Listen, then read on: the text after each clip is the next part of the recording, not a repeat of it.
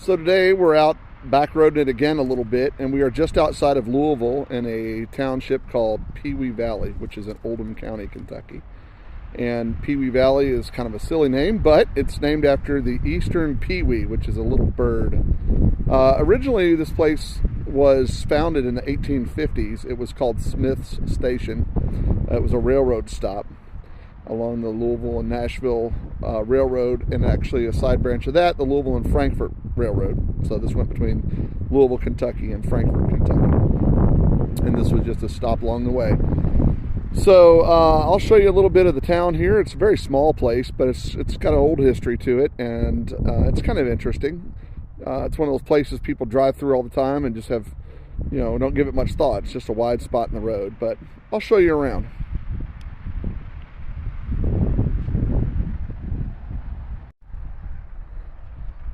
So this is the big town of Pewee Valley.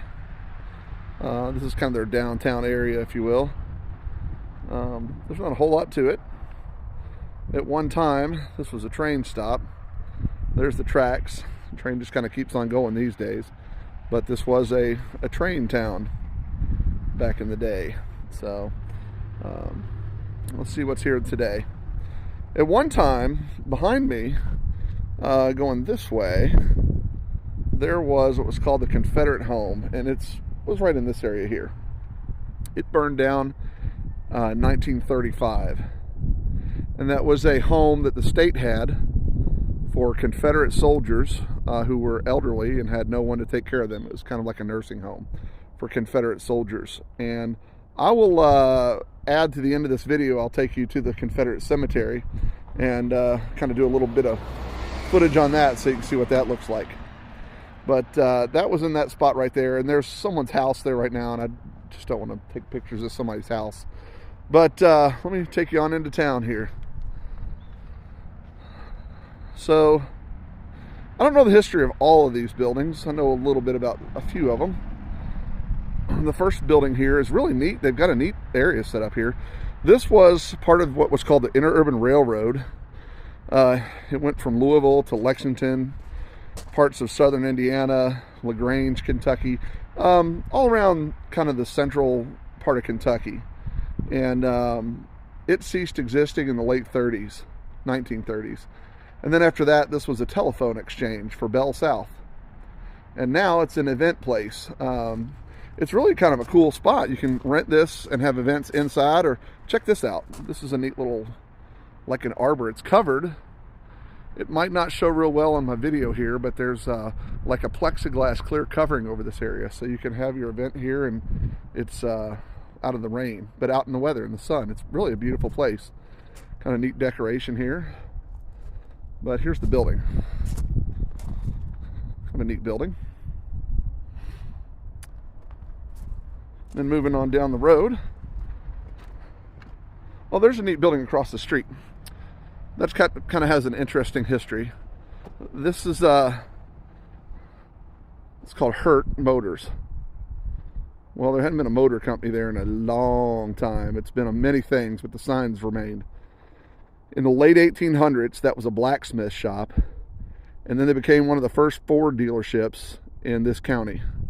And they ceased being a Ford dealership right after World War I. But they kept the Hurt family, kept their blacksmith business going, and they also became a automotive repair shop, and it stayed that way for many, many years. And now it's still a repair shop. It's been a couple of things over the years now, but it's once again a automobile repair place. But it's got a neat history. One of the oldest Ford dealers in this part of the state of Kentucky, and I guess a lot of people even live here don't remember that. A lot of this you can find on the Pewee Valley Historic Society's website, and I'll put a link to that below if you are interested in reading about this area. There are a lot of neat private homes and a lot of neat events that have happened here in the past. Neat history to it. Sorry about the jump in the video. I'll show you why I had to stop in just a second. But anyway, back on the tour. This is Town Hall. And it used to be also the fire department here. And they have a nice new facility, but this is the old fire department here, right next to the old telephone exchange and interurban railroad building. It's today the home of the Pewee Valley Museum, and I've never been in here, to be honest with you. I'd like to go in. I don't know anything about it. It's something I'll be checking out in the future and making another video on sometime soon.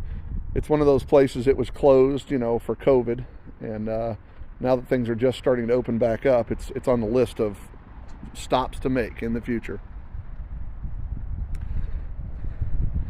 This building being worked on here at the current time, I don't know what that was or is. I wasn't really able to find a whole lot about it, so I don't know what that is. The building next to it, however, the Little Colonel Playhouse. This building was a grocery store when it was built in the late 1800s, and all the way up through the 60s. It was a grocery store, and then it became a place for plays. And the upstairs is a Masonic lodge. If you can see the top of the building there, there's the Mason symbol up there. But this was called the Little Colonel Playhouse, and there was a series of very popular books in the early 1900s called The Little Colonel, and it was based here in Pewee Valley, and the woman who was the author lived here in Pewee Valley. Again, I'm going to put a link below to the Pewee Valley Historic Society, but at the turn of the last century, there were a whole lot of people who were authors, poets, playwrights. A lot of creative people lived here. They either lived here permanently or had summer homes here. Again, I mentioned earlier the interurban railroad, and that plays a key part of this. I'll get to that in just a minute. That's part of what I'm going to show you here next. A couple of interesting things here on this side of the, there's a road up in front of us, but I'll show you this. This caboose here came from the L&N Railroad. It was put here in 1971. It's been used as a lot of things. Right now, I think the city owns it, but they lease it to a accounting office, I believe. Years ago, it was also, they had their own police department here, and it was the police department headquarters, this little caboose. But it was here from the L&N Railroad. But right where these tracks sit for this is the original footprint of the interurban railroad, and that went from Louisville to Lexington to Shelbyville, Kentucky, LaGrange, Kentucky, southern Indiana. It went all over, and it followed this trail here. It went alongside these existing tracks down that way. So this train sits on, these aren't the original tracks. There's an article that the Historic Society has that they posted who put this together. The mayor at the time and some of the council and some of the citizens bought these rails. L&N Railroad donated this caboose to the city of Pewee Valley, and the cross ties were donated, and they some of the people just came together and laid them here and put this caboose on it, and it's been here ever since. So it's kind of a neat piece of history. And you know, this town was a railroad town. That's why this place is here. Here's another interesting piece of railroad history. Let me get back so I can get a good shot of it here. Back in the old days, mail was delivered and transferred via train. And this silver contraption in front of us here was where they would put a mail bag, and passing trains would come along and just snatch that bag off as they would slow down. They wouldn't even stop for the mail, but that's how they picked the mail up and dropped the mail off in this area. They would have a bag attached to this piece right here, and it would level it out. And again, the Historic Society, you can see photos of this in use on their website. But as the trains would come by from the interurban railroad, they'd pick that up and take it on into Louisville or take it into Shelby County, whichever way the train was headed. And that's how you got your mail transferred from one city to another in the age of railroad. So kind of a neat little piece of something left over from that time. And you know, again, I'd venture to say a lot of people that live here don't really realize how much the railroad played into their town. There's a play going on today. I had to stop filming a little bit earlier here at the Playhouse.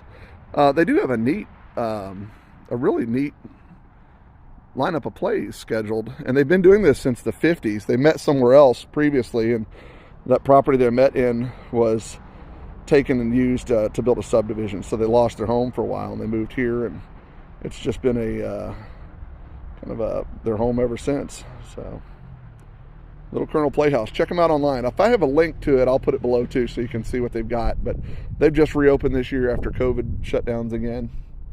So there's that.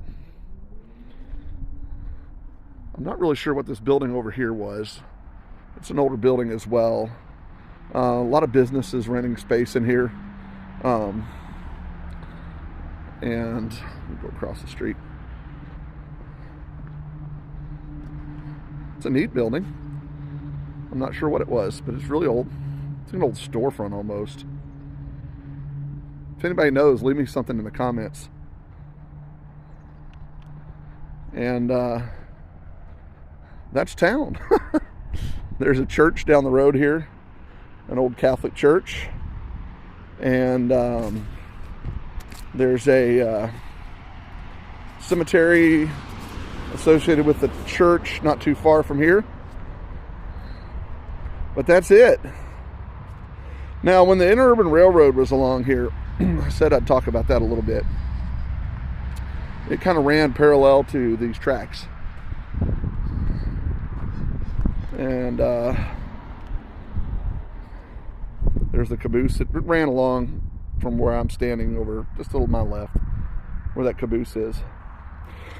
And the reason that's important is to this area and other areas around it is because it was a way for people to come from Louisville and Shelbyville to get out to what became summer homes. What started as their summer homes. Very wealthy people would have a summer home out here.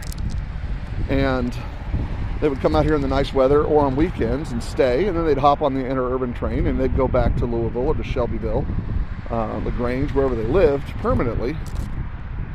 And over time, a lot of those homes became permanent homes for people. I doubt very much any of these homes today are considered vacation homes for anyone. Everybody lives here, kind of lives here. But it's a neat area. And it's built up around it quite a bit these days. There's quite a bit of development, subdivisions not too far from here. But the homes around here are beautiful. I typically try not to film people's private homes, but if you're in the area and you want to drive around, there's no turn you can make here on one of these side roads that's not going to have a beautiful home on it. Very old homes, old being late 1800s. That's old for this area, but they're beautiful estate type homes, and just the gardens that some of them still have that were planted back in the 1800s, and people have kept them up, are just gorgeous. So anyway, that's Pewee Valley. Let's head over to the cemetery and we'll get you a little bit of that. All right, we've driven over here to the Confederate home cemetery. I mentioned earlier the Confederate home, and really I could have made a whole nother video about it, but there's nothing to see over there. The place burned in 1935, and the last person that lived there in 1934. But people were buried here for years, and I'll show you a little bit about it. Now, I want to address something real quick. The Confederacy is a very sensitive topic these days. It's a very complex topic. Here in Kentucky, you ask 10 different people what that means, and they'll get 10 different answers. I'm not going to, for the purpose of today's video, look at it through the lens of today's world. I'm going to look at it through the lens of, history. I've read extensively on the Civil War in Kentucky. I'm a history buff. I've spent a lot of time reading journals and diaries of soldiers from that time on both sides of the fence, and so I'm not going to talk about where it stands today. Obviously, I don't support, and I hope not too many people watching this would support the ideas of the Confederacy, but I will talk about it from the lens of that era. Everyone wants to look at slavery, and that was a part of it, a dark part of our history as a nation. But there were other issues as well, states' rights being a big issue with a lot of people of that era. So today I'm going to just kind of leave it at that, and I'll show you what we got here. So I need to make that little side note. But this is the cemetery for the Kentucky Confederate home, as I talked about earlier, which was located in Pewee Valley. And it was set up to take care of elderly and aged Confederate soldiers. And it was set up at that time by a group of women, the daughters of the Daughters of the Confederacy. And they turned the home over later to the state of Kentucky, and that was in 1902. And the state maintained that home until 1934, when the last of the residents left that facility. And as I said, it burned in 1935. The building is no longer even there. But this cemetery was cared for and is cared for by a private entity.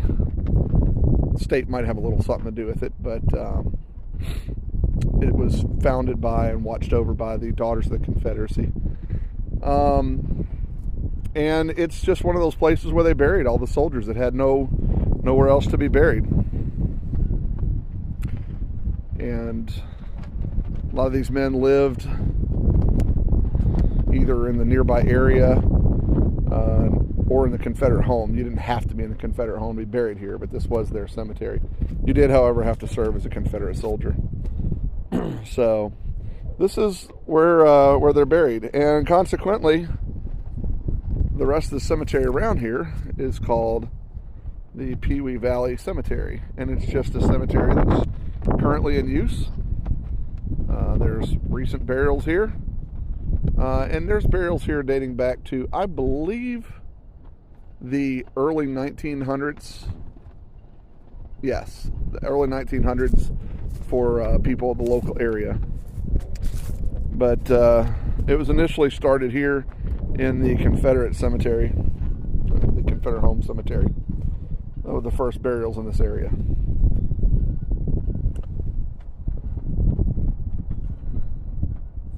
So that's all there is about this place. I just thought it was an interesting addition to what I had filmed previously. I want to do a video on the cemetery across the street here at some point. That's for another day. But that is traditionally the black cemetery for this part of the county in Oldham County, Kentucky. And I'll have a whole nother video on that. Until then, I hope you guys have a great day.